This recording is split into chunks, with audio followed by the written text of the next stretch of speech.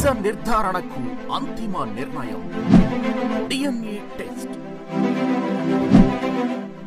ఉన్నది ఉన్నట్లుగా వాస్తవాలను శోధించి వివరించే మన DNA టీవీ, మన రాష్ట్రం, మన ఛానల్. నమస్కారం, స్వాగతం. ముందుగా ముఖ్యాంశాలు. అమరావతి అభివృద్ధిపై ఆసక్తికర వ్యాఖ్యలు చేసిన సీఎం చంద్రబాబు. అమరావతిపై ప్రజల నమ్మకాన్ని నిలబెడతామని ఉద్ఘాటన. ఫ్యూచర్ సిటీగా రాజధాని అమరావతిని నిర్మిస్తామని వ్యాఖ్య.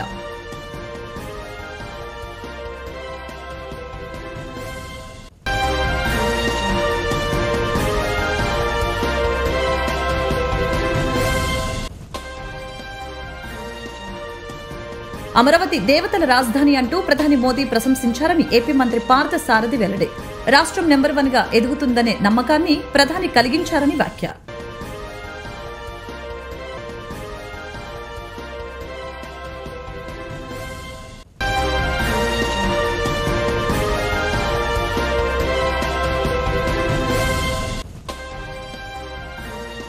ఆదివారం నీట్ 2025 పరీక్ష నిర్వహణకి పగడ్బందీ ఏర్పాట్లు చేశామని, అధికారులు ప్రతి దశలోనూ అప్రమత్తంగా వ్యవహరించాలని జిల్లా కలెక్టర్ లక్ష్మీ షా సూచన. ప్రతి ఒక్కరూ సంయమనంతో పనిచేసి ప్రతిష్టాత్మక పరీక్షను విజయవంతంగా నిర్వహించాలని కలెక్టర్ వెల్లడి. అమరావతి అభివృద్ధిపై సీఎం చంద్రబాబు ఆసక్తికర వ్యాఖ్యలు చేశారు. అమరావతిపై ప్రజల నమ్మకాన్ని నిలబెడతామని ఉద్ఘాటించారు. ఫ్యూచర్ సిటీగా రాజధాని అమరావతిని నిర్మిస్తామని సీఎం చంద్రబాబు తెలిపారు. అమరావతి దేవతల రాజధాని అంటూ ప్రధాని మోదీ ప్రశంసించారని ఏపీ మంత్రి పార్థ సారథి తెలిపారు. రాష్ట్రం నెంబర్ 1 గా ఎదుగుతుందనే నమ్మకాన్ని ప్రధాని కలిగించారని చెప్పారు. అమరావతిని ఏ విధంగా విధ్వంసం చేసింది, అమరావతి పట్ల ఏ విధమైన విషయం చిమ్మింది, అమరావతికి భ్రమరావతినో లేకపోతే ఇంకా రకరకాల వారి పేర్లు పెట్టి వారికి ఉన్న కసిని ఏ విధంగా వ్యక్తపరిచారో మనందరం కూడా చూసాం. ఇప్పటికైనా సరే అమరావతి యొక్క గొప్పతనాన్ని, ఈ రాష్ట్ర రాజధానికి ఒక బలమైన రాజధాని ఏర్పాటు చేసుకోవాలన్న ప్రజల ఆకాంక్షల్ని గుర్తించి దానికి సహకరించాలి. లేకపోతే భవిష్యత్తులో ప్రజలు క్షమించరని చెప్పేసి కూడా ఈ సందర్భంగా నేను తెలియజేస్తా ఉన్నాను. చాలా సంతోషం ఏమిటంటే నిన్నటి రోజున అమరావతి వస్తుందో రాదో, మళ్లీ దుష్టశక్తులు ఈ రాష్ట్రంలోకి వస్తే అమరావతి ఏమైపోతుందో అని అనేక అనుమానాల్లో డోలాయమానం పరిస్థితుల్లో ఉన్న పరిస్థితుల్లో నిన్న ప్రధానమంత్రి గారి చేతుల మీదుగా మన ప్రీతం ముఖ్యమంత్రి చంద్రబాబు నాయుడు గారు, ప్రీతం ఉప ముఖ్యమంత్రి పవన్ కళ్యాణ్ గారు, మా యువనేత లోకేష్ గారి సమక్షంలో 49,000 కోట్ల విలువ చేసే 74 పనులకి, అమరావతికి సంబంధించిన పనులకు శంకుస్థాపన చేయడం కానివ్వండి, 5,028 కోట్ల రూపాయలు వివిధ గవర్నమెంట్ ఆఫ్ ఇండియా ప్రాజెక్ట్స్, మన రాష్ట్రానికి వచ్చిన ప్రాజెక్టులకి శంకుస్థాపన చేయడం కానివ్వండి, 3,600 కోట్ల రూపాయలు అదేవిధంగా నేషనల్ హైవేస్కు సంబంధించిన రహదారులు, 254 కోట్ల రూపాయలు సంబంధించిన రైల్వే పనుల్ని జాతికి మన శంకుస్థాపన చేయటం కానీ, జాతికి పునరంకితం చేయటం కానీ కార్యక్రమాలు చేయటం ఈ రాష్ట్రంలో, ఆంధ్రప్రదేశ్లో అప్పుల ఊబిలో కూరుకుపోయినా సరే ఈ రాష్ట్రం మళ్లీ దేశంలో నెంబర్ 1 స్థానానికి వెళ్ళగలదు అని చెప్పేసి ఒక నమ్మకాన్ని మరి నా ప్రధానమంత్రి గారు కల్పించారని చెప్పేసి మనం చేస్తా ఉన్నాను. అంతేకాకుండా చంద్రబాబు నాయుడు గారు, పవన్ కళ్యాణ్ల భుజాలకి నా భుజాన్ని తోడించి ఈ అమరావతి ఆంధ్రప్రదేశ్ అభివృద్ధికి నేను సహకరిస్తాను అని చెప్పడం ద్వారా కేంద్ర ప్రభుత్వం ఏ విధంగా ఈ రాష్ట్రానికి భవిష్యత్తులో మేలు చేయబోతుందో చాలా స్పష్టంగా కళ్ళ కట్టినట్టు అర్థమవుతుందని చెప్పేసి కూడా ఈ సందర్భంగా నేను తెలియజేస్తా ఉన్నాను. అంతేకాకుండా ఈ నెల 4వ తేదీ ఆదివారం నీట్ 2025 పరీక్ష నిర్వహణకి పగడ్బందీ ఏర్పాట్లు చేశామని, అధికారులు ప్రతి దశలోనూ అప్రమత్తంగా వ్యవహరించాలని జిల్లా collector doctor G Lakshmi Shah సూచించారు. ప్రతి ఒక్కరూ సమన్వయంతో పనిచేసి ప్రతిష్టాత్మక పరీక్షను విజయవంతంగా నిర్వహించాలని కలెక్టర్ సూచించారు. షష్ఠిని పురస్కరించుకుని ఇంద్రకీలాద్రి శ్రీ దుర్గా మల్లేశ్వర స్వామి వారి దేవస్థానం నందు సుబ్రహ్మణ్య స్వామి కళ్యాణం అంగరంగ వైభవంగా నిర్వహించడం జరిగింది. షష్ఠి నాడు శ్రీ వల్లి దేవసేన సమేత సుబ్రహ్మణ్య స్వామి కళ్యాణం జరిపించడం, వీక్షించడం వలన అవివాహితులకి వివాహ సంబంధం ఆటంకాలు తొలగి వివాహాలు జరిగి स्वायुम्भुवस्वारोचिषमुत्तमतामसरैवत चाक्षुटवैवस्पत सूर्यसावृणी रुद्रसावृणी ब्रह्मसावृणी आदित्यसावृणी रौप्यभूत्येत चतुर्दश मन्वन्तराणां मध्ये पञ्चमे वैवस्पतमन्वन्तरे पंचविंशति प्रभूतान्यष्टाविंशन्महाकृतयुगे द्वादशलक्षाब्दीयाते त्रेतायुगे द्वात्रिंशत्सहस्रान्वित चातुर्लक्ष्याब्दे कलयुगे श्रीमहाविष्णोः मत्स्यः कूर्मवराह नृसिंह वामन परशुराम दशरथ राम बलभद्रराम बौद्धकलिके दशावताराणां मध्ये नवमे बौद्धावतारे युधिष्ठिर विक्रमशाली वाहन शकाब्दे अस्मिन् वर्तमाने नव्यवहारिक चान्द्रमाणेन स्वस्ति श्री विश्वावसुनाम संवत्सरे उत्तरायणे वसंत ऋतौ वैशाख मासे शुक्लपक्षे षष्ट्यां वासरः स्थिरवासरे शुभनक्षत्र शुभयोग शुभकरण एवं गुण विशेषण विशिष्टायां शुभतिథౌ కూర్చున్నటువంటి వారందరూ ఒక్కసారి మీ గోత్రాలని నామాలని మనస్సులో స్మరించుకోండి. చెప్పండి. జన్మభిః జన్మ ప్రభృతి ఏతతు క్షణపర్యంతం బాల్య యౌవన కౌమార వార్ధక వయో విశేషేషు రహసి ప్రకాశే చ జ్ఞాన అజ్ఞాన కృతపాపానాం సర్వేషాం పాపానాం నివృత్తిద్వారా కుశలోభవిద్రమండలపర్యంతం కృతరాశీర్వర్షసహస్రావసారే ఏకైకలోపాపకర్షక్రమేణ సర్వరాశ్చపకర్ష సంమితకాలే తేన సహ దశపూర్వేషాం దశాపరేషాం యజమానస్య మాతృపితృవంశానాం సర్వేషాం భక్తజనానాం శ్రీ మంగళగిరి నగరంలో ద్విచక్ర వాహనాల భద్రతకి కరువు అవుతుంది. ఆసుపత్రులు, కళ్యాణ మండపాలు, షాపింగ్ కాంప్లెక్స్ల ఎదుట చివరికి ఇంటి ముందు వాహనాన్ని నిలిపినా పక్కకు వెళ్లానన్న జంకే పరిస్థితులు నెలకొన్నాయి. నగరంలో సీసీ కెమెరాలు ఉన్నా చోరీలు మాత్రం ఆగటం లేదు. టెక్నాలజీతో నేరాలకు అడ్డుకట్ట వేస్తామని నిత్యం భద్రతా సూక్తులు వల్లించే పోలీసు ఉన్నతాధికారులకి బైక్ దొంగలు సవాల్గా మారారు. తాజాగా నగరంలోని టిప్పాల బజార్లో గత 3 రోజులుగా వరుసగా 3 ద్విచక్ర వాహనాలు చోరీకి గురయ్యాయి. దీంతో స్థానిక ప్రజలు బెంబేలెత్తుతున్నారు. ఇళ్ల ఎదుట పార్కింగ్ చేసిన ద్విచక్ర వాహనాలని దొంగలు చాకచక్యంగా చోరీ చేయడం సీసీ కెమెరాల్లో సైతం రికార్డు అవుతుంది అని స్థానికులు తెలుపుతున్నారు.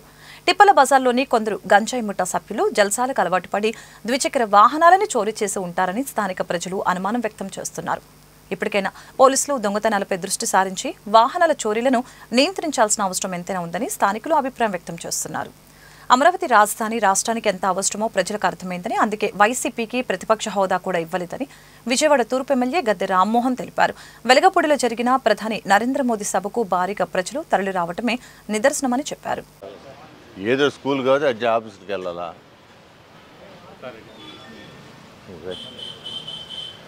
నిన్నటి కార్యక్రమం అందరం చూసాం. ఉదయం నుంచి ప్రజలు కేరింతలతో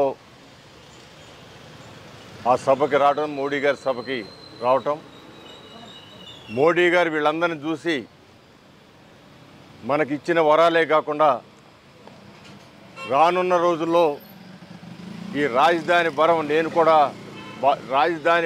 నేను కూడా నా భుజానికి ఎత్తుకుంటానని చెప్పటం, అంతేకాకుండా మరో కార్యక్రమం కూడా అది తొందరలో విశాఖపట్నం నగరానికి వస్తానని చెప్పటం, ఏమేమి కావాలో అవన్నీ కూడా డిపిఆర్ ఇస్తే దాన్ని అన్నింటినీ కూడా ఏ విధంగా సమర్థవంతంగా పూర్తి చేయాలో కేంద్రం రాష్ట్రం కలిపి ఆలోచన చేసి పూర్తి చేద్దామని చెప్పడం, ఇవన్నీ కూడా ఆంధ్ర రాష్ట్రానికి పట్టిన అదృష్టం నేను భావిస్తున్నాను. 24లో జరిగిన ఎన్నికల్లో ప్రజలు ఇచ్చిన మ్యాండేట్కి ప్రజల్లో రాజధాని కట్టలేకపోవడంలో ఎంత వ్యతిరేకత ఉందో తెలుసుకున్న ప్రజలు ఆ గత 5 సంవత్సరాలు ఉన్న ప్రభుత్వానికి కనీసం వాళ్ళకి ప్రతిపక్ష హోదా కూడా రాకుండా ఓడించడం అంటే అది చరిత్రలో చాలా అరుదుగా జరుగుతుంది. నేను అనుకోవడం భారతదేశంలో ఈ రాష్ట్రంలోనే ఆ విధంగా 2 పర్యాయాలు జరిగింది. ప్రతిపక్ష పార్టీకి, ప్రధాన ప్రతిపక్ష పార్టీకి కనీసం ప్రతిపక్ష హోదా కూడా రాకుండా. దీనిని మనం అర్థం చేసుకోవాల్సిన అవసరం ఉంది. మోడీ గారు కూడా ఈ రోజున నారా చంద్రబాబు నాయుడు గారి శక్తి సామర్థ్యాల గురించి చక్కగా మాట్లాడటం జరిగింది.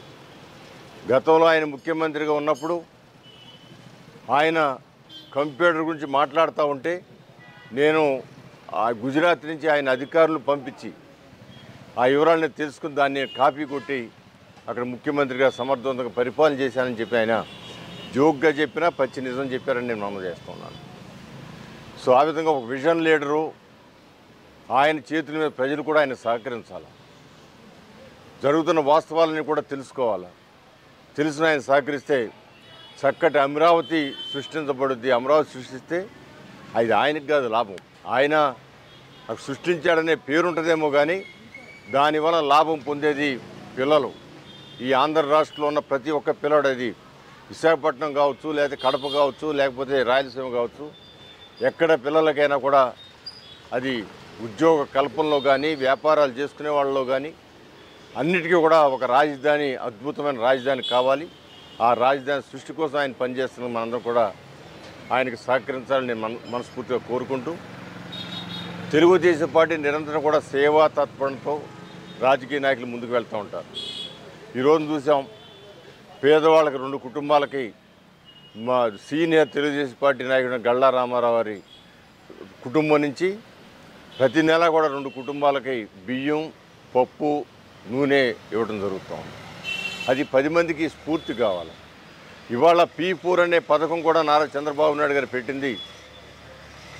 ఇవ్వగలిగిన వాళ్ళు పేదవాళ్ళకి ఇవ్వండి, వాళ్ళు కూడా మన స్థాయికి తీసుకురండి అని చెప్పి ఒక గొప్ప పథకాన్ని P4 అనే పథకాన్ని కొందరు అవహేళన చేస్తూ ఉన్నారు. కానీ ఇవాళ వ్యాపారవేత్తలు దిగొచ్చి మేము 4 కుటుంబాలు దత్తత తీసుకుంటాం, ఆ కుటుంబానికి చిన్న చిన్న వ్యాపారాలు పెట్టిస్తాం, ఆ కుటుంబాల్లో ఉన్న పిల్లల్ని మేము చదివిస్తామని చెప్పే స్థితికి ఇవాళ వ్యాపారస్తులు ఇస్తున్నారంటే దానివల్ల ఆయన పెట్టిన పథకం వలన ప్రభుత్వానికి భారం లేకుండా కొన్ని 100 మందో, 1000 మందో, లక్షల మందో వాళ్ళు జీవితంలో ముందుకెళ్ళగలుగుతున్నారు. అది నాయకుడి యొక్క లక్షణం. ఒక నాయకుడు గతంలో చూసామని, ఒక నాయకుడు సారా వ్యాపారం ఆయనే, ఇసుక వ్యాపారం ఆయనే, రియల్ ఎస్టేట్ వ్యాపారం ఆయనే మాజీ ముఖ్యమంత్రి జగన్మోహన్ రెడ్డి గారు. సారా వ్యాపారంలో కోట్లాది రూపాయలు, కొన్ని వేల కోట్ల రూపాయలు దోచేసిన సంగతి మనం అనేకమైన కథనాల ద్వారా వింటూ ఉన్నాం. అదే ఇసుక సామాన్యుడికి అందుబాటులో లేకుండా చేసి ఇతర రాష్ట్రాలకు ఎక్స్పోర్ట్ చేసి కోట్లాది రూపాయలు గడించి ఇక్కడ కార్మికుల్ని ఆకలితో రోడ్డున పడేసిన సంగతి కూడా మనం ఒకసారి గుర్తు చేసుకోవాల్సి ఉంటుంది.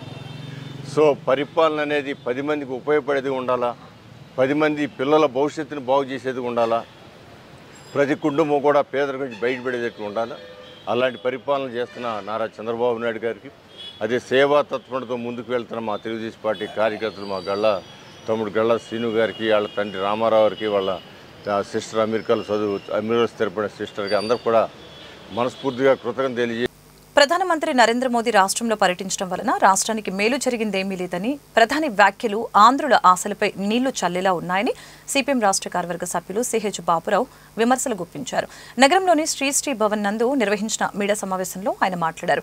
రాజధాని అమరావతి పునఃప్రారంభ కార్యక్రమానికి ప్రధానమంత్రి నరేంద్ర మోదీ వచ్చి వెళ్లడం వలన రాష్ట్ర ప్రజలకు జరిగిందేమీ లేదని చెప్పారు. అభివృద్ధికి కేంద్రం ఇవ్వాల్సిన నిధుల గురించి ప్రధాని వివరించకుండా యోగా దినోత్సవం గురించి మాట్లాడటం రాష్ట్ర ప్రజలను నిరాశపరిచిందని చెప్పారు. సభ ప్రారంభమైనప్పటి నుంచి ముగిసేంత వరకు వారి భజన సరిపోయింది, కానీ ప్రజలకు ఎటువంటి లబ్ధి చేకూరే అంశాలను ప్రస్తావించలేదని విమర్శించారు. గత వైసీపీ ప్రభుత్వం మాదిరి అధికార పార్టీ కూడా మోడీ భజన చేస్తుందని విమర్శించారు. ప్రజల పక్షాన పోరాడటానికి సిపిఎం ముందుంటుందని తెలిపారు. నరేంద్ర మోడీ గారి రాక కోసం రాష్ట్రానికి మేలు జరుగుతుందని రాష్ట్ర ప్రజలు ఎంతగానో ఆశించారు. కానీ అమరావతి పనుల పునఃప్రారంభం సందర్భంలో మోడీ గారు స్పందించిన తీరు రాష్ట్ర ప్రజలని మరోసారి నిరాశపరిచింది. అంతేకాదు మరోసారి రాష్ట్రానికి కేంద్ర ప్రభుత్వం ద్రోహం చేసిందని చెప్పాలి. అమరావతికి వేల కోట్ల రూపాయల నిధులు విడుదల చేస్తారని ప్రజలు ఆశించారు. ఇదేదో మోడీ గారు, బీజేపీ, కేంద్ర ప్రభుత్వం యొక్క దాయదాక్షిణ్యం కాదు. ఆంధ్రప్రదేశ్ పునర్వ్యవస్థీకరణ చట్టం సెక్షన్ 94(3) ప్రకారం రాజ్భవన్, అసెంబ్లీ, సచివాలయంతో సహా మౌలిక సదుపాయాల కల్పన చేయాల్సిన బాధ్యత కేంద్ర ప్రభుత్వానిది. నిన్న సుమారుగా 57,000 కోట్ల రూపాయల పనులు అన్నారు. అందులో అమరావతి 49,000 కోట్లు ఉన్నాయి. మొత్తం 1,00,000 కోట్లు కావాలంటున్నారు.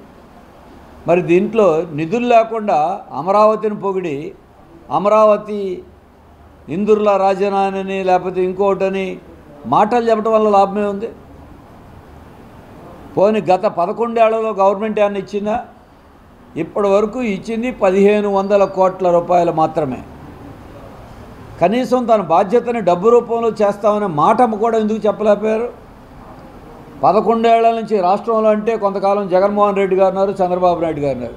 కేంద్రంలో బీజేపీ నరేంద్ర మోడీనే కదా. ఎవరడ్డం పడ్డారు చేయడానికి మీకు? ఒకళ్ళనొకరు గౌరవించుకోవడం తప్పు కాదు, ప్రధానమంత్రి గారిని గౌరవించాల్సిందే. కానీ గౌరవం వేరు, భజన వేరు. ఇది ఒక వీళ్ళని వాళ్ళు వాళ్ళని వీళ్ళు భజన చేసుకునేటువంటి సమావేశంలాగా మారిస్తే రాష్ట్రానికి రాజధానికి ఏమీ ప్రయోజనం చేకూరుతుంది? అలాగే 15,000 కోట్ల రూపాయలు ప్రపంచ బ్యాంక్ నుంచి అప్పు ఇప్పించారు. ఆంధ్రప్రదేశ్కి అప్ప మిగిల్చేది? ఇప్పటికే 1,00,000 కోట్లు అప్పులు చేశారు రాష్ట్ర ప్రభుత్వం అని మీరే చెప్పారు గతంలో ప్రభుత్వం. మరి ఇవాళ అప్పులేంటి? అప్పులు కాకుండా గ్రాంట్లు చంద్రబాబు నాయుడు గారు పవన్ కళ్యాణ్ గారు అడగాల్సింది. ఏదో ప్రధానమంత్రి గారికి ఉబ్బేస్తే డబ్బులు ఇస్తారని కాదు, మన హక్కు అది.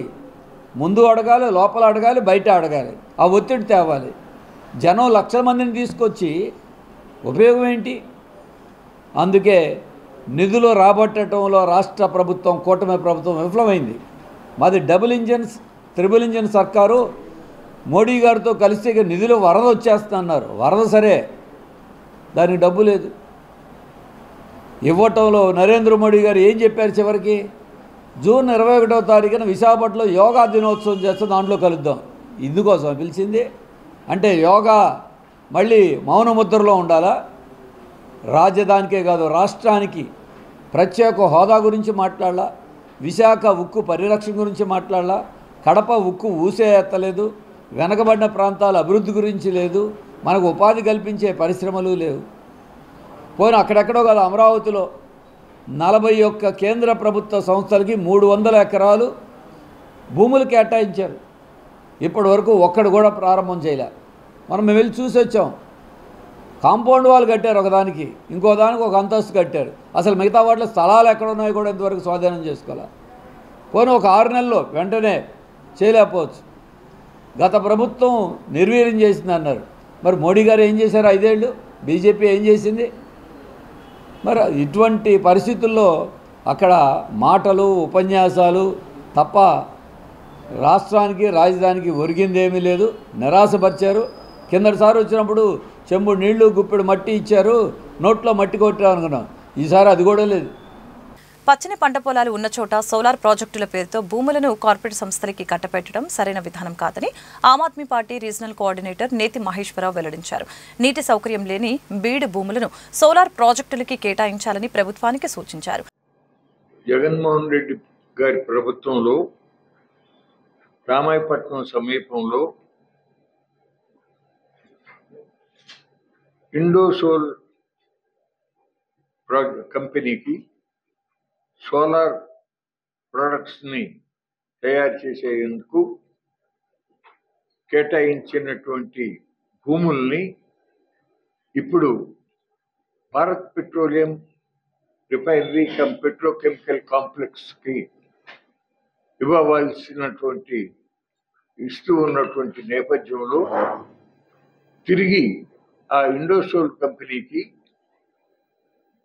ప్రకాశం జిల్లాలో రామాయపట్నం సమీపంలో కరీడు గ్రామం సమీపంలో వేలాది ఎకరాల భూములు ఇవ్వాలనేటటువంటి జీవో ఇవ్వటం, అట్లాగే జగన్మోహన్ రెడ్డి ప్రభుత్వంలో ఆ కంపెనీకి మంజూరు చేసినటువంటి ఇన్సెంటివ్స్, ప్రోత్సాహకాలు ఏవైతే ఉన్నాయో వాటికి ఇంకా అదనంగా అనేక ప్రోత్సాహకాలని ఆ కంపెనీకి శాంక్షన్ చేస్తూ ఇటీవల మార్చి 25వ తారీఖున తెలుగుదేశం ప్రభుత్వం జీవో ఇవ్వటం చాలా ఆశ్చర్యకరం, ఎంత మాత్రము కూడా సమర్థనీయం కాదు.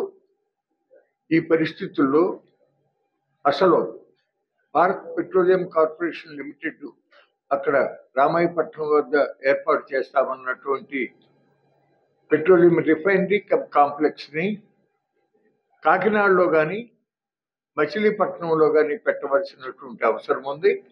ఎందుకంటే క్రూడ్ ఆయిల్, గ్యాస్ నిల్వలు కాకినాడ దగ్గర నుంచి బందరు వరకు మాత్రమే ఉన్నాయి.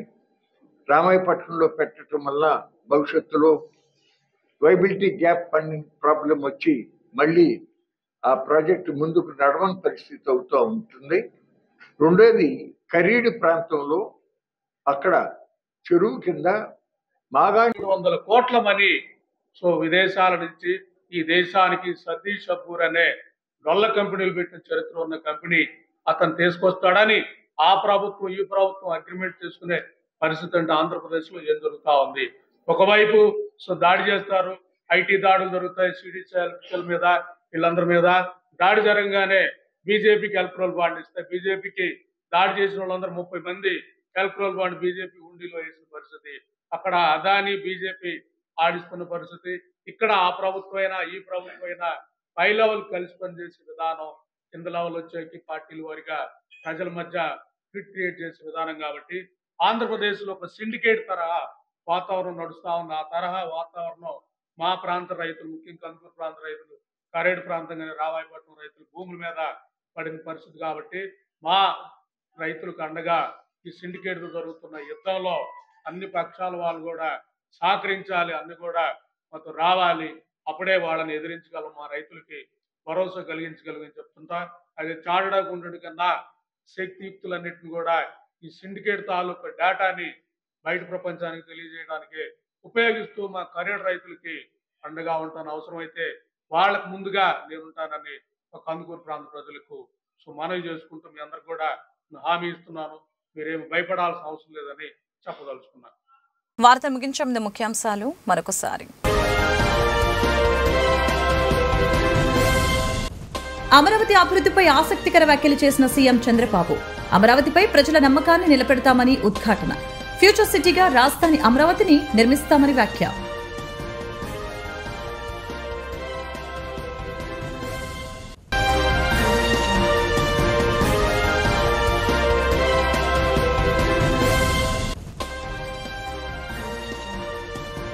అమరావతి దేవతల రాజధాని అంటూ ప్రధాని మోదీ ప్రశంసించారని ఏపీ మంత్రి పార్థ సారథి వెల్లడి. రాష్ట్రం నెంబర్ 1 గా ఎదుగుతుందనే నమ్మకాన్ని ప్రధాని కలిగించారని వ్యాఖ్య.